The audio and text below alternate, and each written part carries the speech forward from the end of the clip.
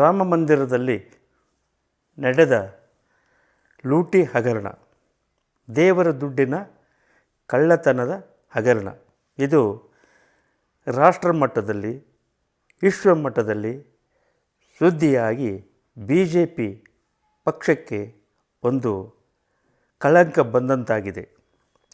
ರಾಮ ಮಂದಿರ ಲೂಟಿ ಹಗರಣ ಬಿ ಜೆ ಪಿ ಬುಡಕ್ಕೆ ಒಂದು ಬೆಂಕಿ ಇಟ್ಟಂತಾಗಿದೆ.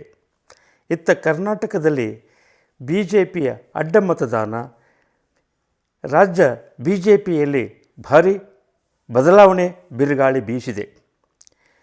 ಈ ಎರಡು ಹಗರಣಗಳು ಬಿ ಜೆ ಪಿ ರಾಷ್ಟ್ರೀಯ ಪಕ್ಷಕ್ಕೆ ಒಂದು ಕ್ಯಾನ್ಸರ್ ಎಂದು ಹೇಳಬಹುದಾಗಿದೆ. ಉದಾಹರಣೆ, ಯೋಗಿ ಆದಿತ್ಯನಾಥ್ ಸಮರ್ಥ ಆಡಳಿತಕ್ಕೆ ಹೆಸರಾದ ಇವರು ಇಂತಹ ಕಳಂಕ ಬರುತ್ತದೆ ಎಂದು ಯಾರೂ ಊಹಿಸಿರಲಿಲ್ಲ, ಯಾರೂ ಕಲ್ಪನೆ ಕೊಂಡಿರಲಿಲ್ಲ. ಆದರೆ ಬಿ ಜೆ ಪಿ ರಥಯಾತ್ರೆ, ಇಟ್ಟಿಗೆ ಯಾತ್ರೆ, ಅಯೋಧ್ಯ ಕಟ್ಟಿದ್ದು ಇವೆಲ್ಲ ರೋಮಾಂಚನಕಾರಿ ಘಟನೆಗಳನ್ನು ಮಾಸುವ ಮುನ್ನವೇ ಒಂದು ಕಳ್ಳತನ ಲೂಟಿ ಹಗರಣ ಬಹಿರಂಗಕ್ಕೆ ಬಂದದ್ದು, FIR ಆಗಿದ್ದು, ಕೆಲವರ ಬಂಧನ ಆಗಿದ್ದು, ಹೀಗೆ ಇವೆಲ್ಲ ಘಟನೆಗಳು ಮೋದಿ ಸರ್ಕಾರಕ್ಕೆ, ಪ್ರಧಾನಮಂತ್ರಿ ಮೋದಿಯವರಿಗೆ ಒಂದು ನುಂಗಲಾರದ ತುತ್ತಾಗಿದೆ.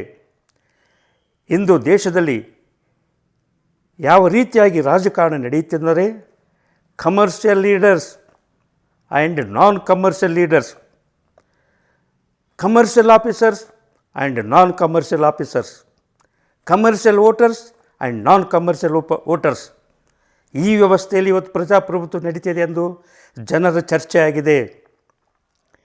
ಹೀಗೆ ಅಬ್ರಹಾಂ ಲಿಂಕನ್, ಬ್ರಿಟನ್ ಪ್ರಧಾನಿ ಅಬ್ರಹಾಂ ಲಿಂಕನ್ ಒಂದು ಮಾತು ಹೇಳಿದರು, ಭಾರತೀಯರಿಗೆ ನಾವು ಸ್ವಾತಂತ್ರ್ಯವನ್ನು ಕೊಡುತ್ತೇವೆ, ಅವರು ಉಳಿಸಿಕೊಳ್ಳುತ್ತಾರೋ ಅಥವಾ ಇಲ್ಲವೋ ಎಂಬುದು ನಮಗೆ ತಿಳಿಯದ ಸಮಸ್ಯೆಯಾಗಿದೆ.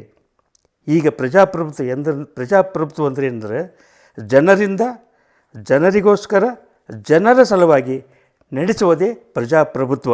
ಆದರೆ ಇಂದಿನ ಕಲ್ಪನೆ ನಮ್ಮದು ಇಂದಿನ ಆಧುನಿಕ ಪ್ರಜಾಪ್ರಭುತ್ವ.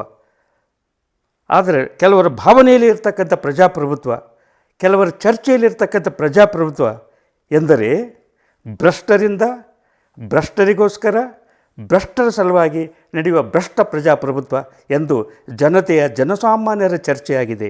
ಇಂತಹ ಪರಿಸ್ಥಿತಿಯಲ್ಲಿ ಈಗ ಕರ್ನಾಟಕದಲ್ಲಿ ಅಡ್ಡ ಮತದಾನ, ಬಿ ಜೆ ಪಿಯ ನಾಯಕರನ್ನು, ಸ್ಥಾನಮಾನಗಳನ್ನು ಬುಡಮೇಲು ಮಾಡ್ತಕ್ಕಂಥ ಒಂದು ಸಮಸ್ಯೆಯಾಗಿದೆ. ಆದರೆ BS ಯಡಿಯೂರಪ್ಪ ಮತ್ತು ಮೋದಿ ಒಂದೇ ಬ್ಯಾಟಿಂಗ್ ಮಾಡುತ್ತಿದ್ದರೆ, ಇತ್ತ ಅಮಿತ್ ಶಾ, ಸೋಮಣ್ಣ ಜಂಟಿಯಾಗಿ ಬಾಲಿಂಗ್ ಮಾಡ್ತಾ ಇದ್ದಾರೆ. ಯತ್ನಾಳ್ ಮತ್ತು ರಮೇಶ್ ಜಾರಕಿಹೊಳಿ ಇವರು ಜಂಟಿಯಾಗಿ ಕ್ಯಾಚ್ ಮಾಡಲು ಹೋಗುತ್ತಿದ್ದಾರೆ.